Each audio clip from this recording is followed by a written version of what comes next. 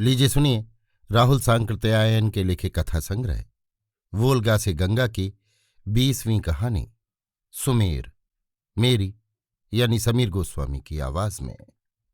काल 1942 ईस्वी, अगस्त 1941 का महीना था।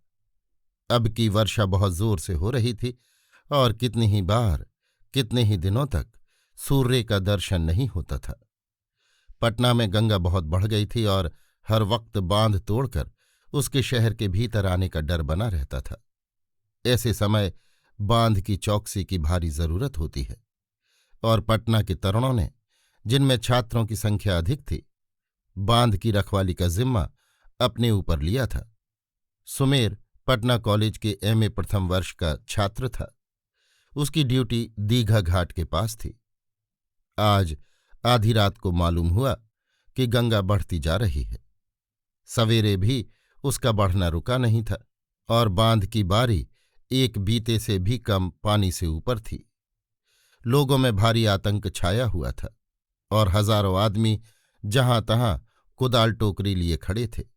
यद्यपि इसमें संदेह था कि ईंट के बांध को वो एक अंगुल भी ऊंचा कर सकते। सुमेर भी सवेरे ही से बहुत चिंतित हो बांध पर टहल रहा था। दोपहर को पानी धीरे धीरे उतरने लगा। चिंता के मारे दबे जाते सुमेर के दिल को कुछ सांत्वना मिली। अपने पास वाले हिस्से में सुमेर ने एक और सौम्य मूर्ति को बांध की रखवाली करते कितनी ही बार देखा था और कभी कभी उसे इच्छा भी हुई थी कि उनसे बात करे, किंतु बाढ़ की चिंता ने इधर इतना परेशान कर रखा था कि उसे बात छेड़ने की हिम्मत न हुई। आज जब बाढ़ उतरने लगी और आकाश में बादल भी फटने लगे तो सुमेर को अपने पड़ोसी प्रहरी को सामने देख बात करने की इच्छा हो आई। दोनों में एक का रंग गेहुआ, दूसरे का काला था, किंतु कद एक सा ही मंझूला। उम्र में जहां सुमेर 21 साल का छरहरा जवान था, वहां दूसरा 40 साल का ढीला ढाला, कुछ स्थूल शरीर का आदमी मालूम होता था। सुमेर के शरीर पर खाकी हाफ पैंट, उल्टे कॉलर की खाकी हाफ शर्ट, कंधे पर बरसाती, पैर में रबर की काली गुरगाबी थी। उसके साथी के बदन पर खद्दर की सफेद धोती, वैसा ही कुर्ता, गांधी टोपी और एक कंबल था। पैर नंगा था। सुमेर और आगे बढ़ गया और मुंह पर हंसी की रेखा लाकर बोला, शुक्र है आज बाढ़ उतर रही है और बादल भी फट रहा है। हाँ, हम लोग कितने चिंतित थे। मैंने एक बार पढ़ा था कि आज से 2500 वर्ष पूर्व जब पाटलिपुत्र यानी पटना बसाया जा रहा था तो गौतम बुद्ध ने और तरह से इससे समृद्ध नगर होने की बात करते हुए पाटलिपुत्र के 3 शत्रु बतलाए थे, आग, पानी और आपस की फूट। तो आप इतिहास के विद्यार्थी हैं? विद्यार्थी तो मैं राजनीति का हूं, किंतु इतिहास में भी शौक है, खासकर मूल के अनुवादों के पढ़ने का। हाँ, पानी शत्रु को तो हम आज कई दिन से देख ही रहे हैं और आग का भय उस वक्त रहा होगा जबकि पाटलिपुत्र के मकान अधिकतर लकड़ी के बनते रहे होंगे। शाल के जंगलों की अधिकता के वक्त ये होना ही था और फूट ने तो सारे भारत की लक्ष्मी को बर्बाद कर दिया। अच्छा, मैं आपका नाम जान सकता हूं? मेरा नाम सुमेर है। मैं पटना कॉलेज के 5म वर्ष का विद्यार्थी हूं। और मेरा नाम राम बालक ओझा है। मैं भी एक वक्त पटना कॉलेज का विद्यार्थी रह चुका हूं, किंतु उसे 20 साल से ऊपर हुए। एक मित्र ने जोर दिया, नहीं तो मैं एमए किए बिना ही असहयोग कर रहा था। खैर, वैसा होने पर मुझे अफसोस न होता। मुझे इन वर्षों में साफ मालूम होने लगा है कि ये स्कूल कॉलेज की पढ़ाई अनर्थकारी विद्या है। तो आपने वो विद्या भुला दी होगी? करीब करीब। बिल्कुल भूल जाती, मैं कोरी सलेट हो जाता तो कितना अच्छा होता। उस वक्त मैं सच्चाई को अच्छी तरह पकड़ पाता। अर्थात बुद्धि के नहीं, बल्कि श्रद्धा के पथ पर आंख मूंद कर आरूढ़ होते। श्रद्धा के पथ को आप बुरा समझते हैं सुमेर बाबू? मैं बाबू नहीं हूं ओझा जी। मैं एक साधारण चमार का लड़का हूं। मेरे घर में एक धूर भर भी अपनी जमीन नहीं है। थी, किंतु जमींदार ने जबरदस्ती दखल कर वहां अपना बगीचा बनवा लिया। माँ कूट पीट कर अब भी पेट पालती है। मुझे पहले एक सज्जन की कृपा, फिर स्कॉलरशिप यहां तक लाई। इस तरह आप समझ सकते हैं कि मैं बाबू शब्द का मुस्तहक नहीं हूं। आदतवश समझिए सुमेर जी, लेकिन मुझे आपका जो परिचय अभी मिला है उससे मुझे बड़ी खुशी हुई है। जानते हैं, गांधी जी के एक शिष्य को, हरिजन तरुण को इस प्रकार संग्राम करते देख कितना आनंद होता होगा। ओझा जी, मैं आपसे और बातें करना चाहता हूं, और स्नेह के साथ। इसलिए यदि आप मेरे मतभेद को पहले ही से जान लें तो मैं समझता हूं अच्छा होगा। मैं हरिजन नाम से सख्त घृणा करता हूं। मैं हरिजन पत्र को बिल्कुल पुराणपंथी, भारत को अंधकार युग की ओर खींचने वाला पत्र समझता हूं, और गांधी जी को अपनी जाति का जबरदस्त दुश्मन। आप अपनी जाति पर गांधी जी का कोई उपकार नहीं मानते? उतना ही उपकार मानता हूं जितना मजदूर को मिल मालिक का मानना चाहिए। गांधी जी मालिक बनाने के लिए नहीं कहते। जमींदारों, पूंजीपतियों, राजाओं को वली, संरक्षक, गार्जियन कहने का दूसरा क्या अर्थ हो सकता है? गांधी जी का हमारे साथ प्रेम इसीलिए है कि हम हिंदुओं में से निकल न जाएं। पूना में आमरण अनशन इसीलिए किया था कि हम हिंदुओं से अलग अपनी सत्ता न कायम कर लें। हिंदुओं को 1000 वर्षों से सस्ते दासों की जरूरत थी, और हमारी जाति ने उसकी पूर्ति की। पहले हमें दास ही कहा जाता था। अब गांधी जी हरिजन कहकर हमारा उद्धार करने की बात करते हैं। शायद हिंदुओं के बाद हरि ही हमारा सबसे बड़ा दुश्मन रहा है।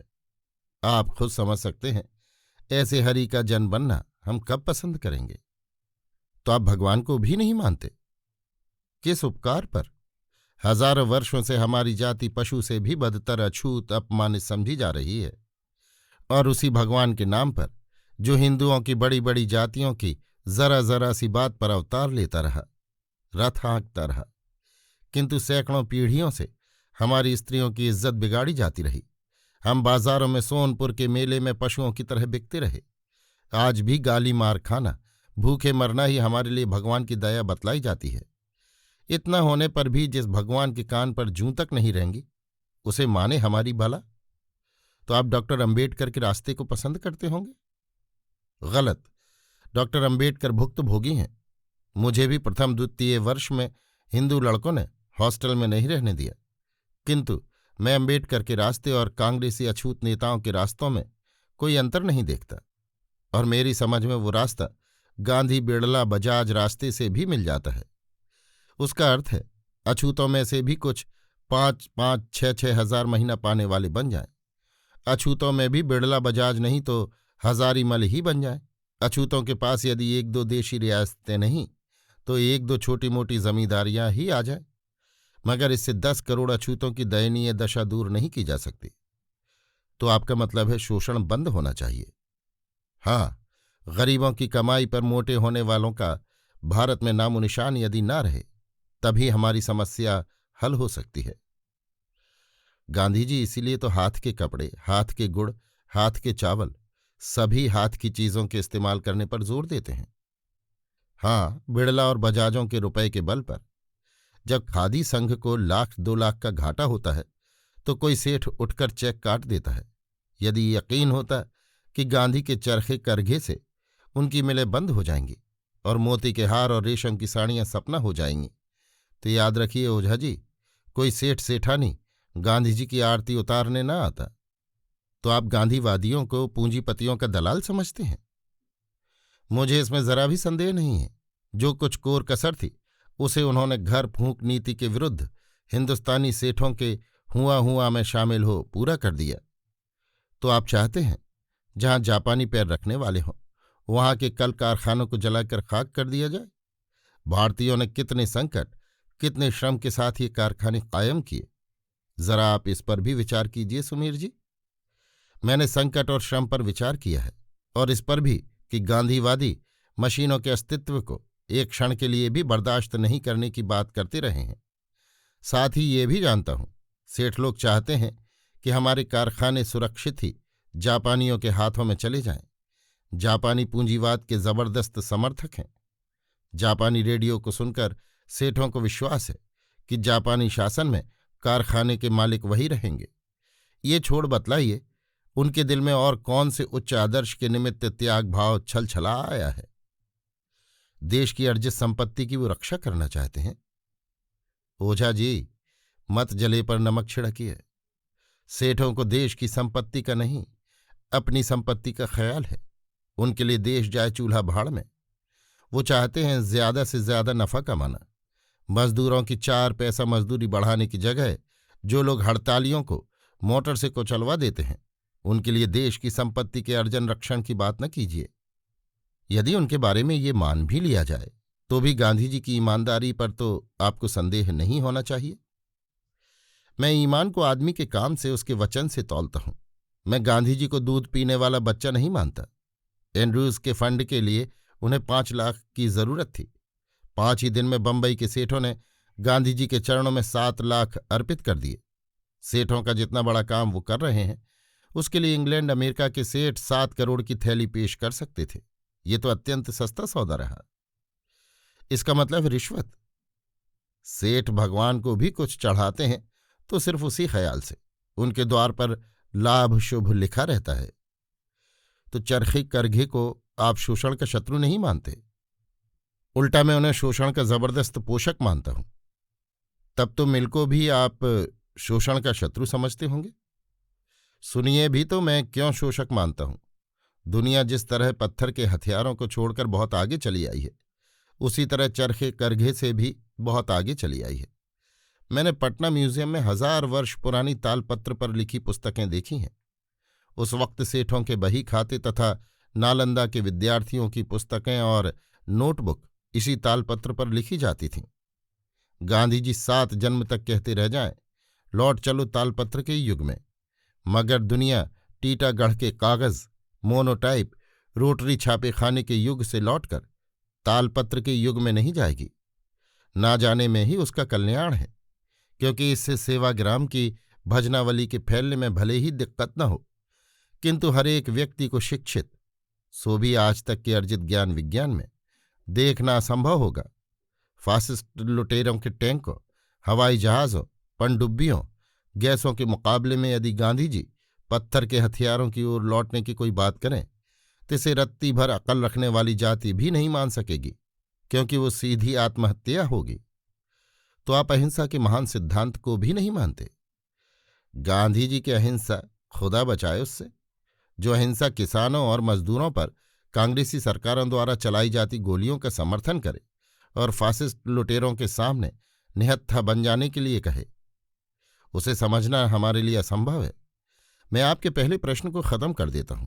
सेठ जानते हैं कि चरखे करघे से उनके कारखानों का बाल भी बांका नहीं हो सकता। चरखे करघे जब तक मिलों के माल से सस्ते और अच्छे कपड़े बाजार में नहीं ला सकते, तब तक उनका अस्तित्व सेठों के दान पर निर्भर है। चरखा करघावाद शोषण की असली दवा साम्यवाद के रास्ते में भारी बाधक है। कितने ही लोग बेवकूफ़ी से समझते हैं कि शोषण रोकने के लिए साम्यवाद, कल कारखानों पर जनता का अधिकार से अच्छी दवा चरखा करघावाद है। बस इसी नियत से दुनिया को मिल का कपड़ा पहनाने वाले सेठ चरखा के भक्त हैं और गांधी जी इसे भली भांति समझते हैं। ये उनकी नीयत पर हमला है। उनकी एक एक हरकत मुझे शोषितों, और भारत में सबसे अधिक शोषित हमारी जाति है, के लिए खतरनाक है। हमें दिमागी गुलामी के अड्डे, शोषकों के जबरदस्त पोषक पुरोहितों की दुकानों, इन मंदिरों में ताला लगवाना चाहिए, और उल्टे हमें फंसाने के लिए गांधी जी उन्हें खुलवाना चाहते हैं। पुरानी पोथियों, अमीरों के टुकड़े से पलने वाली संतों की वाणियों को यदि हम आग में नहीं जलाते तो 7 ताले में तो बंद कर देना चाहिए, किंतु उन्हीं की दुहाई देकर गांधी जी हमें गुमराह कर देना चाहते हैं। वर्ण व्यवस्था जैसी मरण व्यवस्था का भारत में नाम नहीं रहने देना चाहिए, किंतु गांधी जी उसकी अनासक्ति योग से लच्छेदार व्याख्या करते हैं। इन सब के बाद हरिजन उद्धार सिर्फ ढोंग नहीं तो क्या है। इससे कुछ ऊंची जाति के हरिजन उद्धारकों को जीविका भले ही मिल जाए, मगर उद्धार की आशा अंधा ही कर सकता है। तो आप नहीं चाहते कि अछूत सवर्ण सब एक हो जाए? काल ने हमें एक कर दिया है, किंतु गांधी जी के प्रिय धर्म, भगवान, पुराणपंथिता उसे हमें समझने नहीं देती। मुझे देखिए ओझा जी, मेरा रंग गेहुआ, नाक ज्यादा पतली ऊंची, और आपका रंग काला, नाक बिल्कुल चिपटी। इसका क्या अर्थ है? मेरे में आर्य रक्त अधिक है, आप में मेरे पूर्वजों का रक्त अधिक है। आपके पूर्वजों ने वर्ण व्यवस्था की लोहे की दीवार खड़ी कर बहुत चाहा कि रक्त सम्मिश्रण न होने पाए, किंतु चाह नहीं पूरी हुई। इसके सबूत हम आप मौजूद हैं। वोल्गा और गंगा के तट के खून आपस में मिश्रित हो गए हैं। आज वर्ण यानी रंग को लेकर झगड़ा नहीं है। आपको कोई ब्राह्मण जाति से खारिज करने के लिए तैयार नहीं है। सारी बातें ठीक हो जाएं यदि धर्म, भगवान, पुराणपंथिता हमारा पिंड छोड़ दे। और ये तब तक नहीं हो सकता जब तक कि शोषक और गांधी जी जैसे उनके पोषक मौजूद हैं। मैं आपके तीखे शब्दों को सुनकर नाराज नहीं होता। जला हुआ दिल और जवानी उसके पीछे है ओझा जी, इसलिए मेरी बात से कष्ट हुआ हो तो क्षमा कीजिएगा।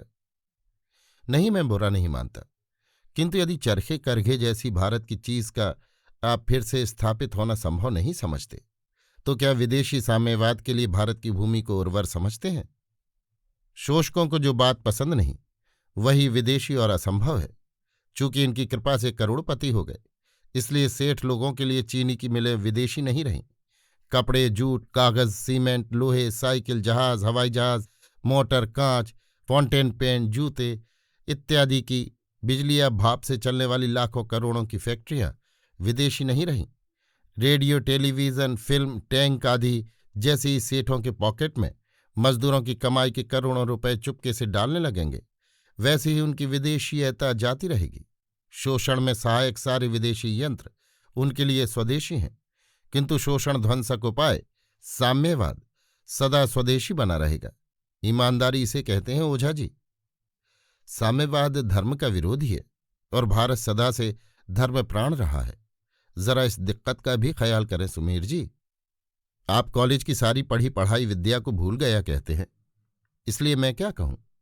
जब धर्म का नाम आप लोग लेते हैं तो आपके सामने सिर्फ हिंदू धर्म रहता है। गांधी जी ने बजाज जी के गो सेवा मंडलों को भी आशीर्वाद दिया है, जिसमें मांस छोड़ सब चीज गाय की ही खाने की प्रतिज्ञा कराई जाती है, पेशाब और पखाने की भी। यदि गोभक्षक अगोभक्षक का भेद करें तो भारत में गोभक्षक आधे से बढ़ जाएंगे। हमारी जाति भी गोभक्षक है, आप जानते हैं। वैसे भी तो भारत में 1/4 के करीब लोग मुसलमान हैं, करोड़ के करीब ईसाई और कुछ लाख बौद्ध। यदि इन धर्मों को भी आप धर्म में शुमार करते हैं तो पृथ्वी का कौन देश है जहां धर्म के पक्के विश्वासी नहीं हैं? गांधी जी के मित्र भूतपूर्व लॉर्ड इरविन तथा आज के लॉर्ड हेलिफैक्स एक जबरदस्त ईसाई संत हैं। आज तक धर्म की दुहाई देकर ही धर्म प्राण अंग्रेजों को साम्यवाद से दूर रहने के लिए ये संत लोग प्रचार करते रहे। अरब, तुर्की, ईरान, अफगानिस्तान के मुसलमान हिंदी मुसलमानों से कम धर्म प्राण नहीं हैं। लाखों सुंदरियों के स्वेच्छा से कटवाए केशों के रस्से से जहां मंदिर बनाने के लिए लकड़ियां ढोई गईं, उस जापान को आप कम धर्म प्राण नहीं कह सकते। सभी शोषक जबरदस्त धर्म प्राण होते हैं ओझा जी, और सभी शोषण शत्रु धर्म शत्रु घोषित किए जाते हैं। यदि साम्यवाद को विदेशी ही मान लें तो भी जैसे ईसाई, इस्लाम जैसे विदेशी धर्म, रेल, तार, हवाई जहाज, कल कारखाने जैसी विदेशी चीजें हमारी आंखों के सामने स्वदेशी बनकर मौजूद हैं, वैसे इस साम्यवाद भी स्वदेशी हो जाएगा, बल्कि हो गया है। पटना में शाम के वक्त घूमने के लिए लॉन और हार्डिंग पार्क 2 ही जगह हैं, और दोनों ही को ऐसी मनहूस हालत में रखा गया है कि वो स्वयं किसी को खींच लाने का सामर्थ्य नहीं रखते। तो भी जिनको दिल बहलाव, चहलकदमी, दोस्तों से मिलने की ख्वाहिश होती है, वे इन्हीं जगहों में पहुंचते हैं। अंधेरा हो रहा था तो भी 3 तरुणों की बात खत्म नहीं हो रही थी, और वे बांकीपुर पटना के लॉन मैदान में डटे हुए थे। एक कह रहा था, साथी सुमेर, मैं फिर भी कहूंगा, तुम एक बार फिर सोचो। तुम बहुत भारी कदम उठाने जा रहे हो। मौत से खेलने से बढ़कर कदम उठाने की क्या बात हो सकती है? और रूप, इसे तो पक्का समझो कि मैंने जल्दी नहीं की है। कदम ही ये जल्दी का नहीं हो सकता था। हवा में उड़ना भाई, मुझे तो कोठे की छत के किनारे खड़ा होने में भी डर लगता है। कितने ही लोगों को साइकिल पर चढ़ने में भी डर लगता है, और तुम उसे दोनों हाथ छोड़कर दौड़ाते हो। खैर, लेकिन ये बात मेरी समझ में नहीं आई कि मजदूर इनके लड़के सुमेर को इस साम्राज्यवादी लड़ाई में जान देने की क्यों सूझी। इसलिए कि इसी लड़ाई के साथ मजदूर इनके लड़के और उसकी सारी जमात का भविष्य बंधा हुआ है। इसीलिए कि ये लड़ाई अब सिर्फ साम्राज्यों का ही फैसला नहीं करेगी, बल्कि शोषण का भी फैसला करेगी। तो क्या तुम इसे कबूल नहीं करते कि इस लड़ाई के लिए सबसे बड़े दोषी अंग्रेज पूंजीपति हैं? बाल्डविन चैम्बरलेन जिनके स्वार्थ के प्रतिनिधि थे? हाँ, मैं स्वीकार करता हूं, उन्होंने ही मुसोलिनी हिटलर को पोसकर बड़ा किया, जिसमें साम्यवादियों से शोषक वर्ग को त्राण मिले। लेकिन भस्मासुर ने पहले बैलनाथ ही पर हाथ साफ करना चाहा, और जब तक ये तमाशा होता रहा तब तक मैंने भी इस बड़े कदम को उठाने का निश्चय नहीं किया। लेकिन आज भस्मासुर बैलनाथ पर नहीं, हमारे ऊपर हाथ रखना चाहता है। हमारे ऊपर? मुझे तो कोई अंतर नहीं मालूम होता पहले से। आपको अंतर नहीं मालूम होता क्योंकि आपका वर्ग, सेठ वर्ग, फासिस्ट शासन में भी घी चुपड़ी की आशा रखता है। क्रुप मित्सुई की 5 घी में है इस लड़ाई के होने से। किंतु सोवियत के पराजित होने पर शोषितों, मजदूरों, किसानों को कोई आशा नहीं। कसाई हिटलर और तोजो के राज्य में किसान बकाश्त की लड़ाई नहीं लड़ सकते रूपकिशोर बाबू। न ही मजदूर बड़े से बड़े अत्याचार के लिए हड़ताल कर सकते हैं। फासिज्म मजदूर किसानों को पक्के मानी में दास बनाना चाहता है।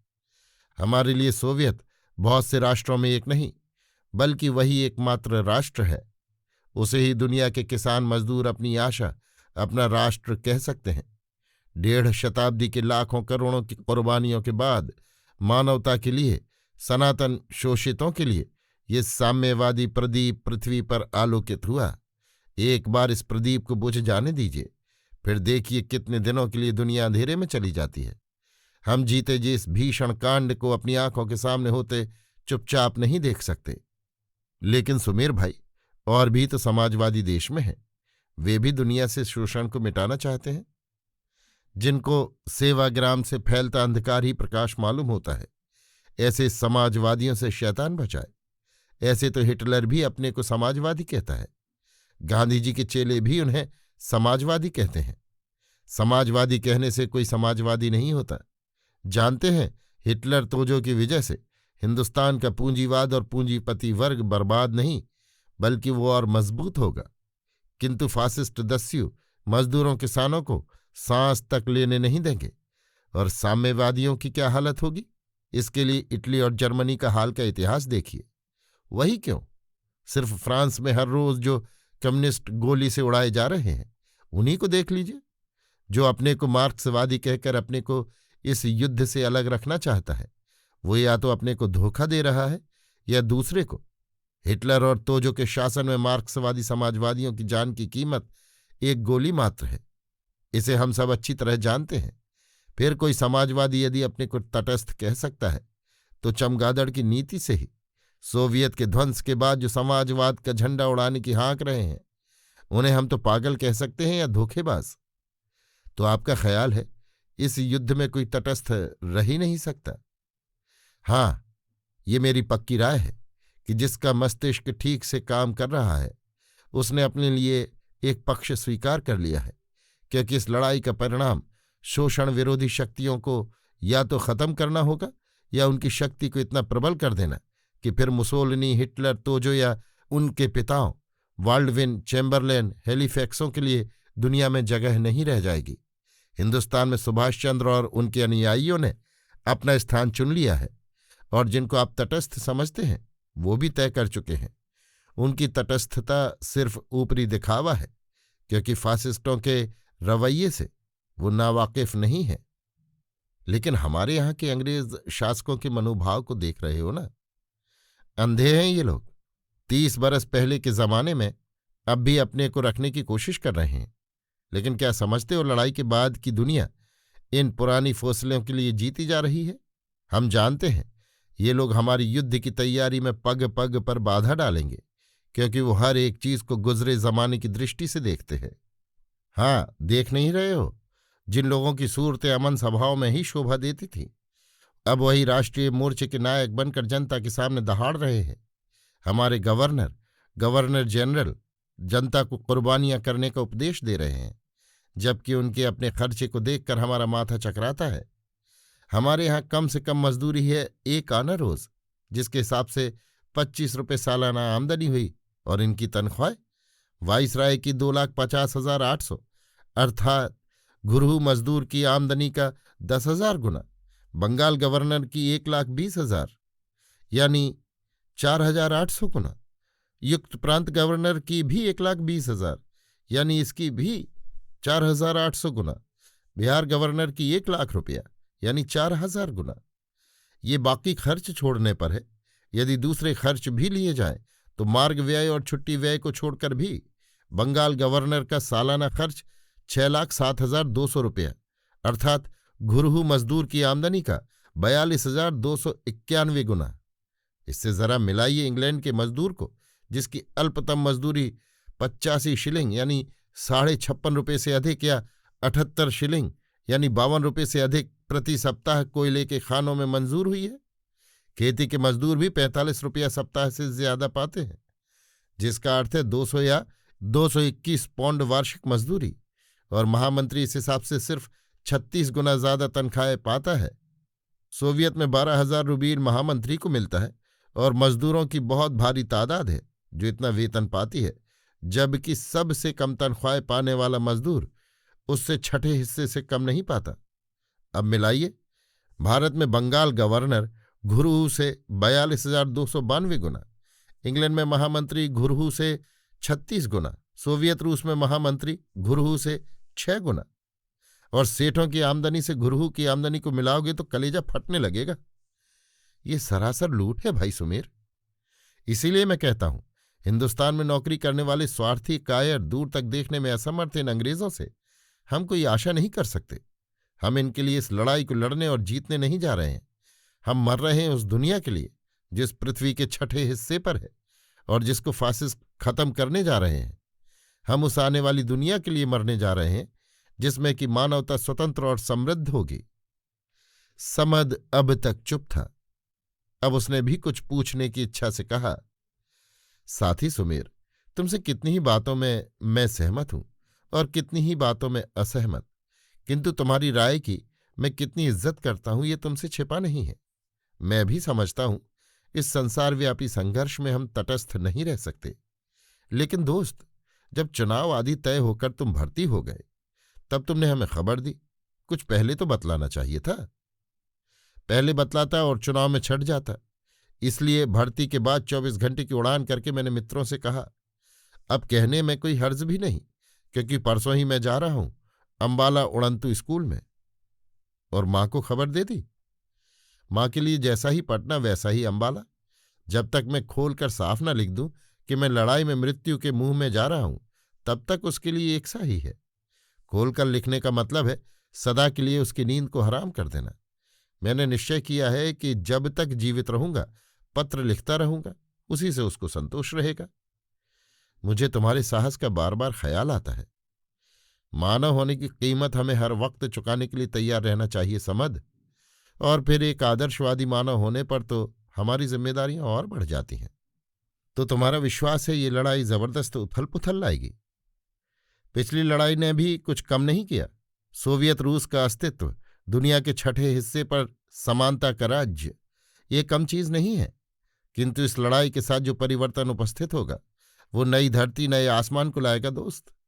जिधर सोवियत राष्ट्र है, जिधर लाल सेना है, जिधर की विजय के लिए आज चीन, इंग्लैंड, अमेरिका की जनता सर्वस्व की बाजी लगाकर लड़ रही है, उस पक्ष की जीत में मुझे जरा भी संदेह नहीं है। समद और रूपकिशोर की इधर पाकिस्तान को लेकर बहस चल रही थी। आज रूपकिशोर ने फिर उसी सवाल को छेड़ दिया।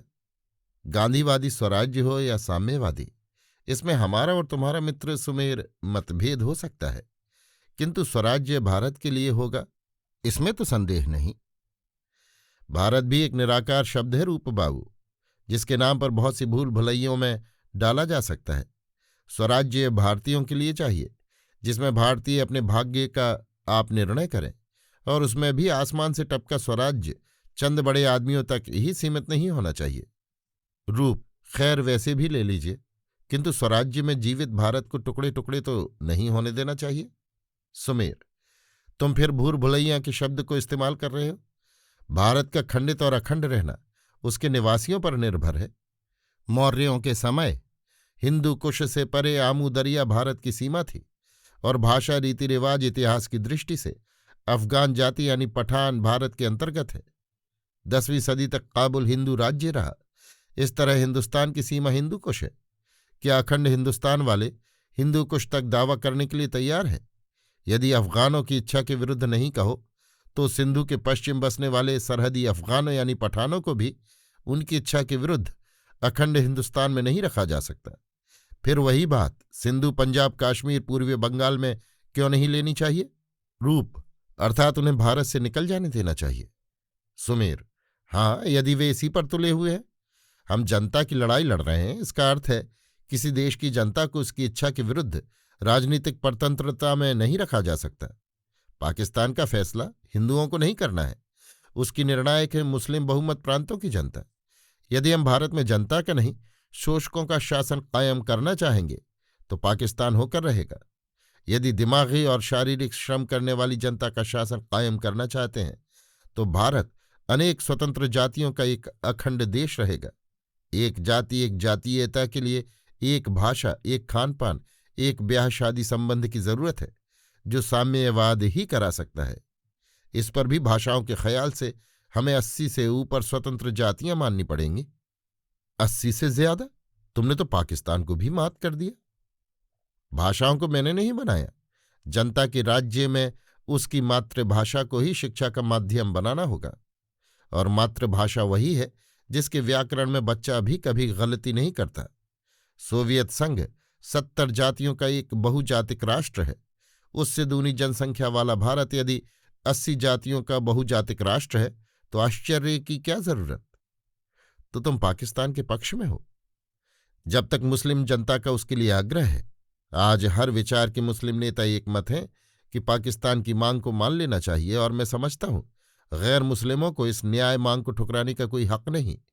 जिस मुसलमान बहुमत प्रांत की बहुसंख्यक जनता भारतीय संघ से अलग जाना चाहती है, उसे वो अधिकार होना चाहिए। नीचे काला समुद्र है, जिसके शांत जल पर कहीं जीवन का चिन्ह नहीं मालूम होता, और सामने दूर सफेद बादलों का एक विशाल क्षेत्र। वहां आसमान में अपनी गति के जानने का कोई साधन नहीं, सिवाय गति मापक यंत्र के, जो कि सुमेर के आगे लगा हुआ है। 300 मील प्रति घंटे की चाल से बने यान को उड़ाना। सुमेर का ख्याल एक बार उस युग में चला गया जबकि मनुष्य पत्थर के अनगढ़ हथियारों को ही अपना सबसे बड़ा आविष्कार, सबसे बड़ी शक्ति समझता था। किंतु आज वो आकाश का राजा है। मानवता कितनी उन्नत हुई है, किंतु उसी वक्त उसका ख्याल मानवता के शत्रुओं, फासिस्टों की ओर गया, जो कि मनुष्य के दिमाग की इस अद्भुत देन को मानवता के पैरों में गुलामी की बेड़ियां डालने में लगा रहे हैं। सुमेर का बदन सिहर गया जब ख्याल आया कि जापानी फासिस्ट भारत के पड़ोसी बर्मा में आ गए हैं। उस वक्त उसकी नजरों के सामने कदम कुआं के वो घर और उनमें रहने वाली वे स्त्रियां एक एक कर आने लगीं, जिनमें एक उसकी प्रिया है, दूसरी भी कितनी है जिन्होंने इस अछूत माँ के मेधावी आदर्शवादी लड़के को बेटा और भाई के तौर पर ग्रहण किया। फासिस्टों के लिए अपार घृणा से उसका दिल खौलने लगा। उसी वक्त उसे सामने 3 सूर्य वाले विमान उड़ते दीख पड़े। सुमेर ने अपने मशीन गनर को फोन से कहा और 2 मिनट में फासिस्ट विमानों के बीच में पहुंच गया।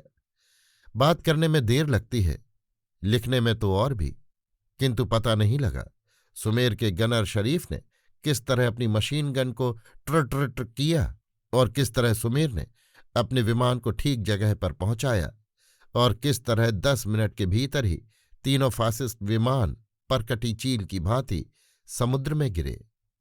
सुमेर को अपना जौहर दिखलाने का ये पहला मौका था, किंतु इस सफलता पर उसे बहुत संतोष हुआ। उसने विमान को लौटाते वक्त शरीफ से कहा, शर्रू भाई, हमने अपनी कीमत अदा कर ली। हम में से हर एक यदि 3-3 फासिस्टों को खत्म करे तो कितना अच्छा हो। मेरा मन भी अब हल्का मालूम होता है। अब मरना मुफ्त नहीं कहा जाएगा। अब हम जितने दिन जिएंगे जापानी फासिस्टों को मार मार नफे पर नफे कमाते रहेंगे। सुमेर 200 दिन जीता रहा। उसने 100 जापानी विमानों को नष्ट किया। अंतिम दिन बंगाल की खाड़ी में उसे काम मिला। अंडमान के पश्चिम जापानी जंगी बेड़ा जा रहा था। सुमेर ने 40,000 टन का एक जंगी महापोत देखा। बेड़े के आसपास रक्षक विमान उड़ रहे थे, किंतु दूर बादलों में से झांकती सुमेर की आंखों को उन्होंने नहीं देखा। सुमेर ने अपने गनर को टारपीडो तैयार करने की आज्ञा दी। बादल वहां से बेड़े के ऊपर तक चला गया था। सुमेर ने पूरी गति से अपने विमान को चलाया। दुश्मन के विमानों को पता नहीं लग सका कि कब कोई विमान जंगी पोत के ऊपर पहुंचा, कब भारतीय विमान वाहक ने टारपीडो लिए अपने विमान को महापोत पर झोंक दिया। सुमेर और उसके गनर का पता नहीं लगा, किंतु अपने साथ ही वो उस जंगी महापोत को भी लेते गए। अभी आप सुन रहे थे राहुल सांकृत्यायन के लिखे कथा संग्रह वोल्गा से गंगा की 20वीं और अंतिम कहानी सुमेर, मेरी यानी समीर गोस्वामी की आवाज में।